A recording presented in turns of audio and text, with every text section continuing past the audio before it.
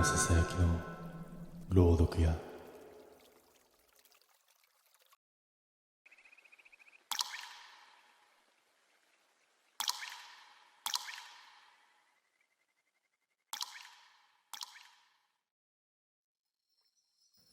あの日のことを思い出すと今でも胸の奥がざわつく。車屋で働き始めて6年になるが、あんな客は後にも先にも一度だけだった。午後の整備場にゆっくりと古いセダンが入ってきた。運転をしていたのは痩せた中年の男。首だけが異様に動かず、ずっと正面を向いたままの姿勢が気になった。下取りお願いしたいんですけど。それだけ言って男は鍵を差し出してきた。書類を見ると、そのセダンは事故歴4回。しかもすべて正面衝突。普段なら買い取れないレベルだが、男は妙に静かで、こちらの説明を遮るようにこう言った。できれば次のも事故車を探してるんですよ。前が潰れたやつがいいですね。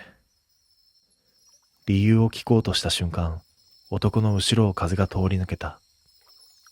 整備場のドアは閉まっているのに、冷たい空気だけが流れ込んできた。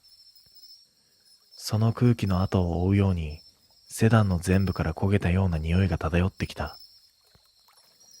試しに運転席のドアを開けると、シートに誰かがさっきまで座っていたような温度が残っていた。エアコンは切れている。午後の整備場は肌寒く、こんな温度が残るはずがない。さらに気味が悪いのはダッシュボードの奥。整備用のライトを当てると、黒いすすのような跡がうっすらと広がっていた。まるで炎が走った場所のように線だけが残っている。前の車も同じでした。いつの間にか男が横に立っていた。相変わらず首は正面から動かず、目だけがわずかにこちらへ寄ってきた。光のない乾いた目。全部正面から来てしまうんですよ。だから潰れているものを選ぶようにしているんです。その人の言っている意味がすぐには理解できなかった。ただその声は事故の映像そのままのようにぶつ切りで、生々しく無理やり絞り出したようだった。男が帰った後、ピットの奥に置かれたセダンをもう一度見た。フロントの金属は衝撃でぐしゃりと奥に潰されている。けれどそこにもう一つの跡があった。人の手の形に似た深いへこみ。まるで潰れた金属の裏側から誰かが押し返してきたみたいだった。その夜、閉店後の整備場に一人残って、例のセダンをもう一度点検することにした。どう考えても、あの男の言葉が頭から離れなかった。全部正面から来てしまうんです。意味がわからないまま、フロント部分にライトを当てる。金属はひしゃげ、隙間に黒いすすが固まっていた。そのすすを指で触ると、粉ではなく不自然なぬめりがあった。油とも違う、焦げた匂いとも違う、何かの体温だけが残っているような感触。さらに奥を照らした瞬間、不意にカタッと音がした。風もない、器具も動かしていない。それなのに金属が軽く揺れたような音が確かに聞こえてきた。気のせいかと思ってライトを近づける。暗い隙間の奥で何かが動いた後のように影が揺れた。一歩下がった途端、ピットの奥からかすかに響く音が重なった。トン、トンと金属の裏を叩くような一定のリズム。その方向を見ても誰もいない。それでも音だけはひしゃげたフロントの向こう側から届いてくるようだった。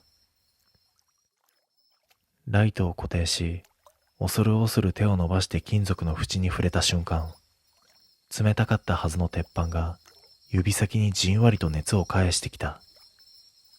まるで裏側に触れている何かの熱がそのまま伝わってきたみたいだった。自分でも信じたくないが、その時はっきりと感じた。鉄板の向こうで誰かがこちらへ体を寄せている。心臓が跳ね、手を離した。音は止まらない。むしろこちらの反応を待っていたかのように、トン、トンが少しずつ強くなっていく。ピット内の蛍光灯が一度だけ、チッと明滅した。影が揺れた瞬間、フロントの奥で、ゴッと鈍い衝撃が響いた。金属が内側から押された。潰れた鉄の一部がわずかに盛り上がり、指の跡のような形がいくつも浮かび上がった。外に出ようとしているのか、それともこちらを探しているのか。音はどんどん速くなり、金属は不自然に震え続けた。俺は耐えられなくなり、工具をすべて放り出して事務所へ逃げ込んだ。扉を閉めても、奥からかすかに響く、トン、トンという音は止まらなかった。しばらくして音が途切れ、静かになった。俺は勇気を振り絞って整備場へ戻ると、セダンはさっきと同じ場所にある。ただ一つだけ違うところがあった。フロントの中央に新しい深いへこみが増えていたんだ。それは指の形ではなく、拳で叩きつけた跡のようだった。翌朝出勤すると、整備場の照明はまだ暗いのに、例のセダンだけがぼんやりと内側から光って見えた。近づくと、フロントの金属が夜のまま温度を残している。あの男はそれから数日店に現れなかった。でも代わりに別の情報が飛び込んできた。営業担当が書類整理の途中でこう言った。そういえば、前にこの車を査定した店が言っていたんだ。この男、事故車ばっか買っていくって。しかも全部同じ形の事故らしいぞ。同じ形、正面からの衝突。俺が見たへこみも、裏から押し返すような跡も、それと無関係じゃない気がした。昼過ぎ、セダンの確認をしようとピットへ降りた瞬間、背後でドアの閉まる音が響いた。反射的に振り返ったが誰もいない。気のせいだと思おうとした。ただ胸の奥で嫌な予感だけが膨らんでいく。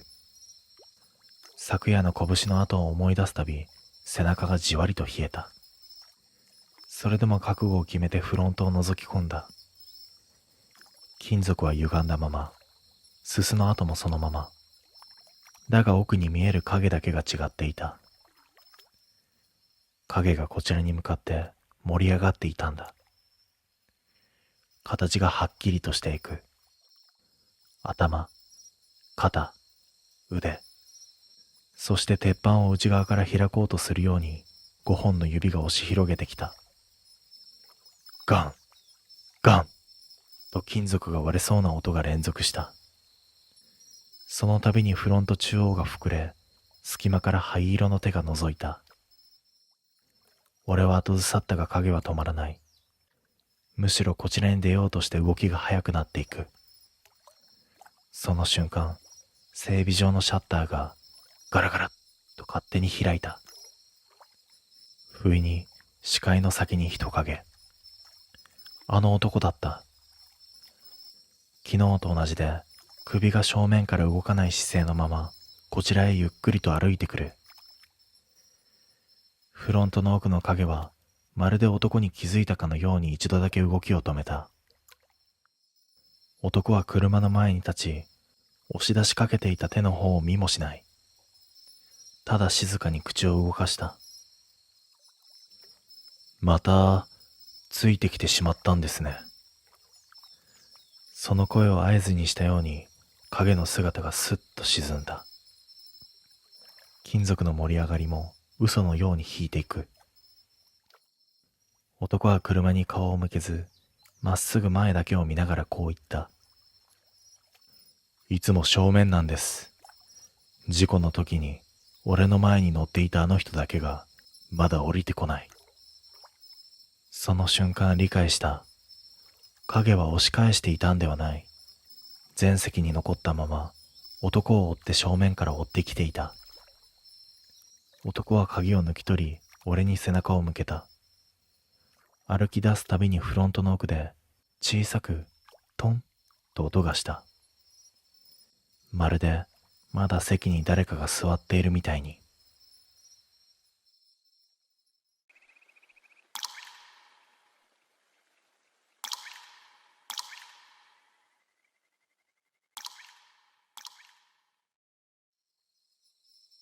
思い出すだけで耳の奥がじんと重くなる。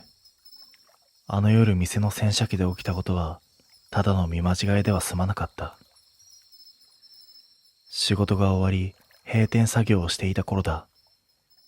店の裏にある自動洗車機が急にウィーンと起動する音を立てた。電源は切ってあるはずだった。しかも洗車用のゲートがゆっくりと上がり、真っ暗な内部が口を開けたように見えた。最初は機械の誤作動だと思った。だけど次の瞬間、洗車機の中からパシャッと水の弾ける音が聞こえた。誰かが入っているみたいだった。俺は恐る恐る近づき、入り口の横にある手動停止ボタンを押そうとした時だ。内部の照明がふっとつき、白い光が奥を照らした。そこで見えた。ブラシの影に人影が立っていた。こちらに背を向けて首を少し傾けた姿勢。シャワーの水を浴びながら全く動かない。俺は息を飲んだ。閉店後に敷地に入れる人間なんていない。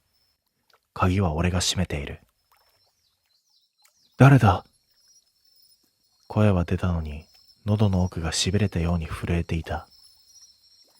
返事はない。ただ人影は洗車機の奥に立ったまま、少しも揺れなかった。もし客なら止めないといけない。そう思って一歩踏み出した瞬間、内部のブラシがゆっくりと回り始めた。ゴー、ゴーっと鈍い音。人影の周りをなぞるようにブラシが回っても、その影は倒れなかった。体を支える素振りすらしない。あまりに不自然だった。照明が再び明滅した。その一瞬、影の頭がゆっくりこちらへ向いた気がした。心臓が跳ね足が止まった。明かりが戻ると、影の姿がわずかに手前へ移動していた。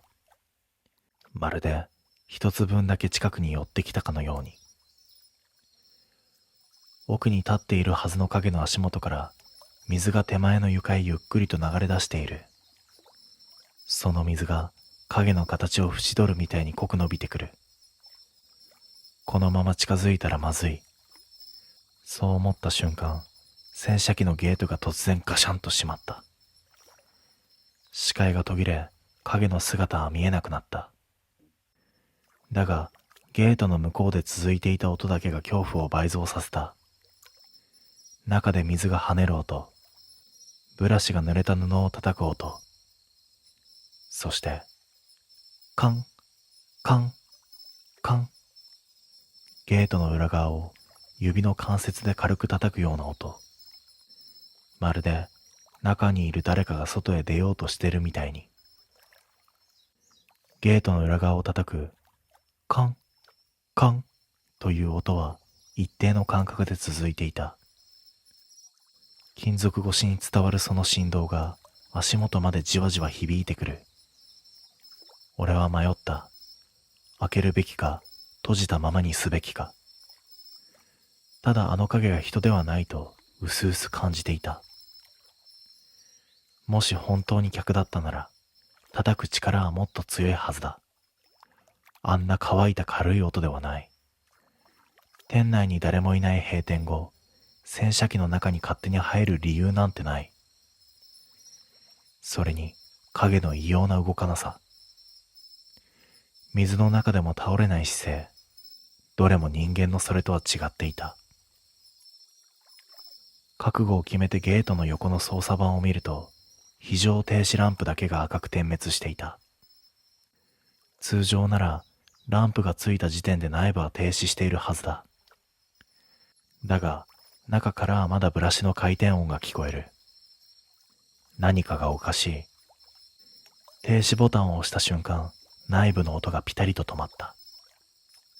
叩く音も消え、洗車機の中は急に静まり返る。数秒だけ沈黙が続き、その後ゲートの下の隙間から冷たい水がスッと流れ出してきた。ただの排水ではない。温度が異様に低い。さっき見た影の足元が形になっていた水と同じだ。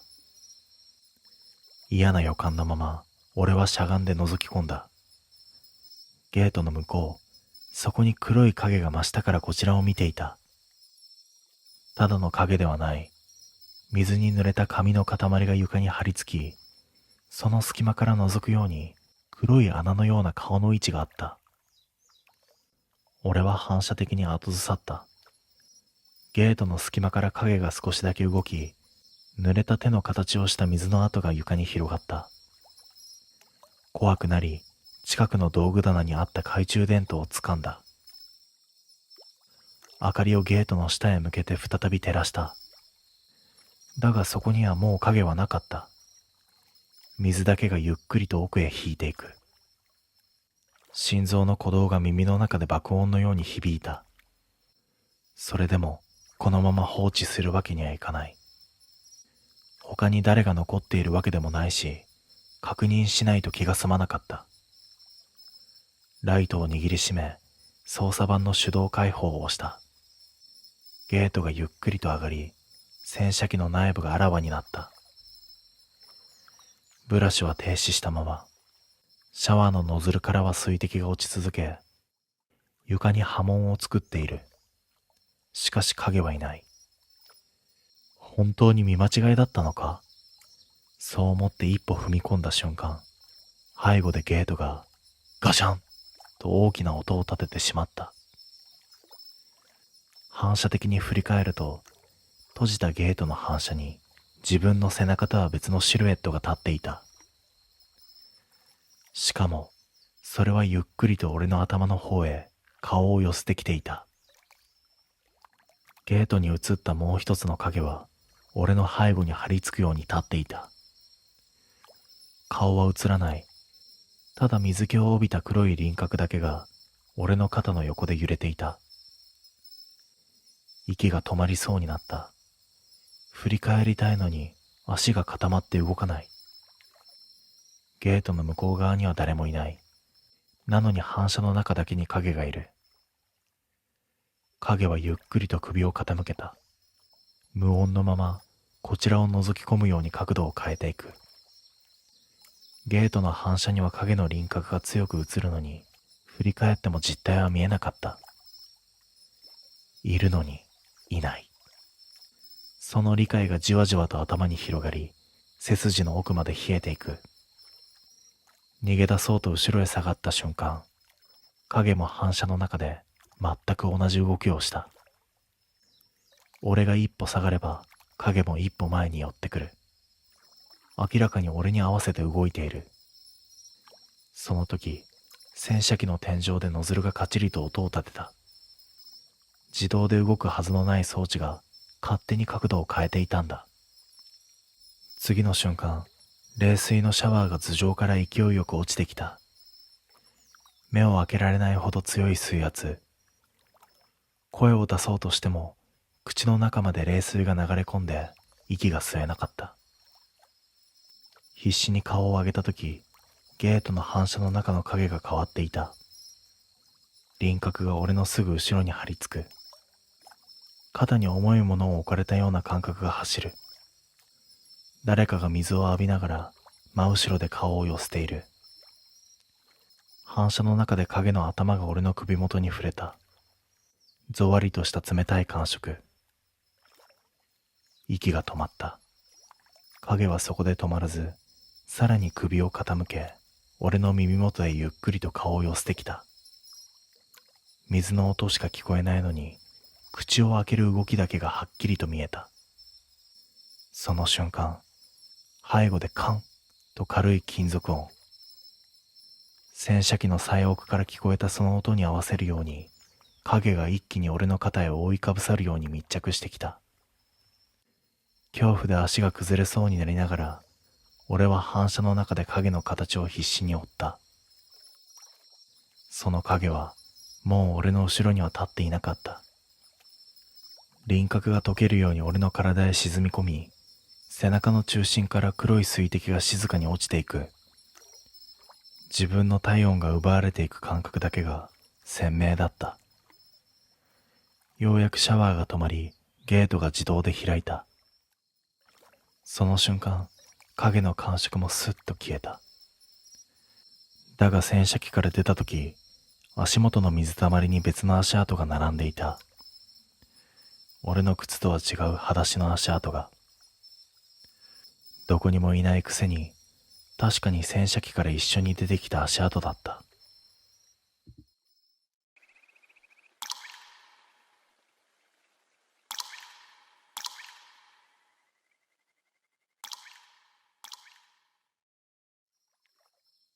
あれは俺が中古車販売店に入って3年目の頃だった。名義変更の手続きなんて数をこなせばなれる。多少の不備があっても書類を整えれば問題なく進む。そのはずだった。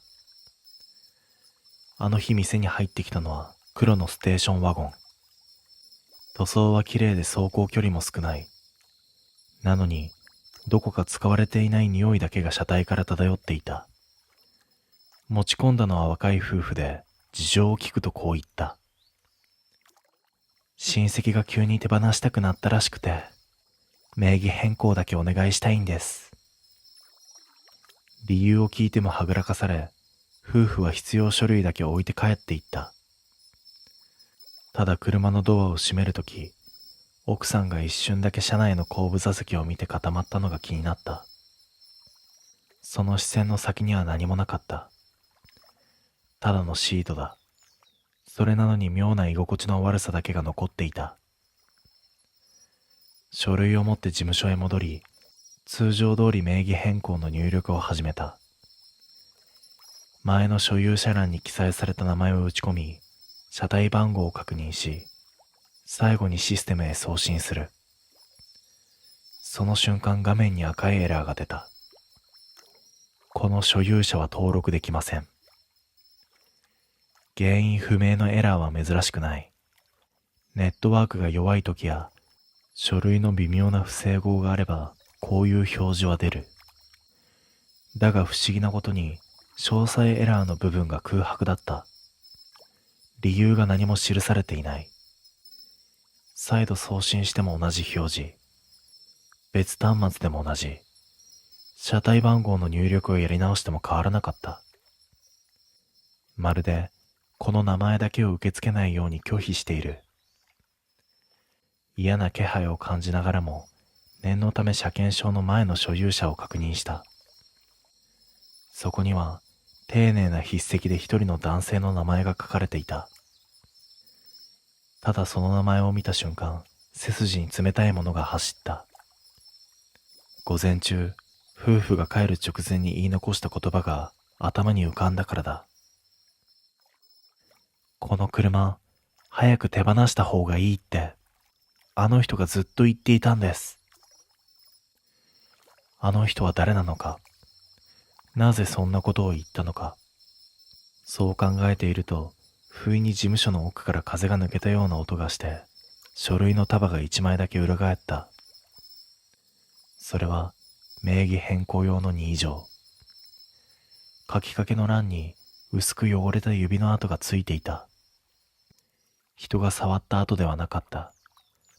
紙の上に水滴が落ちて乾いたような輪郭のぼやけた跡。その指の跡がちょうど所有者の欄を隠すようについていた。紙に残った指の跡が気になり、事務所の明かりを少し落として角度を変えて見てみた。乾いた跡のはずなのに、光が当たると濡れているように見える。まるで、ついさっき触られたばかりのようだった。